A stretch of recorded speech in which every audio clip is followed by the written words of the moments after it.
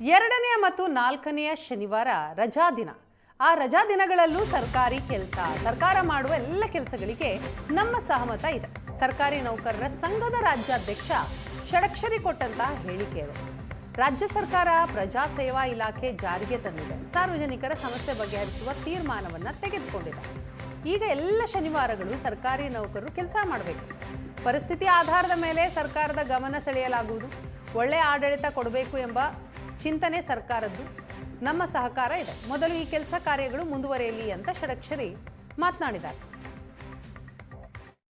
ಇತ್ತೀಚೆಗೆ ಏನು ಪ್ರತಿ ಥರ್ಡ್ ಅಂಡ್ ಫಸ್ಟ್ ಸಾಟರ್ಡೆ ಏನಿತ್ತು ಆ ದಿನಗಳನ್ನು ನಾವು ಸರ್ಕಾರಿ ನೌಕರು ಡ್ಯೂಟಿ ಮಾಡಬೇಕಾಯಿತು.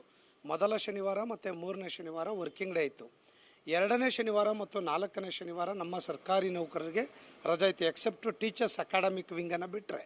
ಸೊ ಈಗೇನಾಗಿದೆ, ಎಲ್ಲ ಶನಿವಾರಗಳು ಕೂಡ ಕೆಲಸವನ್ನು ಮಾಡಬೇಕು. ಹೋಬಳಿ ಮಟ್ಟಕ್ಕೆ ಹೋಗಬೇಕು, ಗ್ರಾಮ ಮಟ್ಟಕ್ಕೆ ಹೋಗಬೇಕು, ತಾಲೂಕು ಮಟ್ಟಕ್ಕೆ ಹೋಗಬೇಕು, ಸಚಿವರ ಹಂತದಲ್ಲಿ ಸಭೆ ಮಾಡಬೇಕು, ಶಾಸಕರ ಹಂತದಲ್ಲಿ ಸಭೆಗಳು ಮಾಡಬೇಕು, DC ಅವರು, ತಹಶೀಲ್ದಾರ್, AC ಅವ್ರ ಲೆವೆಲಲ್ಲಿ ಮೀಟಿಂಗ್ಸ್ಗಳನ್ನು ಮಾಡಿ ಅಲ್ಲಿ ಗ್ರೀವೆನ್ಸಸ್ಗಳನ್ನು ಕೇಳಿ ಸಮಸ್ಯೆಗಳಿಗೆ ಸ್ಪಂದನೆಗಳನ್ನು ಮಾಡಬೇಕು ಅಂತೇಳಿ ಸರ್ಕಾರದ ತೀರ್ಮಾನ ಆಗಿದೆ. ಸರ್ಕಾರದ ತೀರ್ಮಾನವನ್ನು ನಾವು ಸ್ವಾಗತವನ್ನು ಮಾಡ್ತೇವೆ. ನಮಗೇನು ಸಮಸ್ಯೆ ಆಗಿದೆ ಅಂದರೆ, ಈಗ ಸಾಕಷ್ಟು ಸರ್ಕಾರಿ ನೌಕರರು ಒತ್ತಡದಲ್ಲಿದ್ದೇವೆ. 2,73,000 ಹುದ್ದೆಗಳು ಖಾಲಿ ಇದೆ, ಒತ್ತಡದಲ್ಲಿದ್ದೇವೆ. ಸೊ ಒಂದಿಷ್ಟು ನಮಗೆ